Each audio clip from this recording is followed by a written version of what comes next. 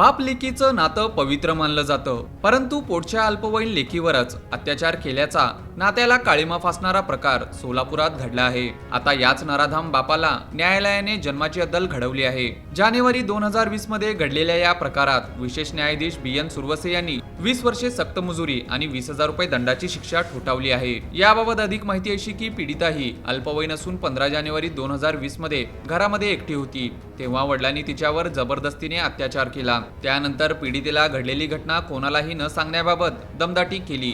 2-3 दिवसानंतर पीडितेची बहीण घराबाहेर जात असताना पुन्हा त्याने पीडितेवर अत्याचार केला।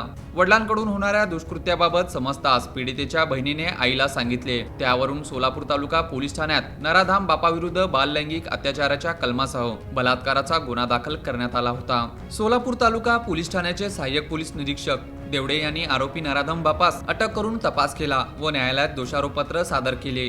दरम्यान या खटल्याची सुनावणी विशेष न्यायाधीश BN सुरवसे यांच्या समोर झाली। या प्रकरणी 7 साक्षीदारांच्या साक्षी वैद्यकीय पुरावा ग्राह्य धरून विशेष न्यायाधीश सुरवसे यांनी आरोपी बापास 20 वर्षे सक्त मजुरी आणि 20,000 रुपये दंडाची शिक्षा सुनावली।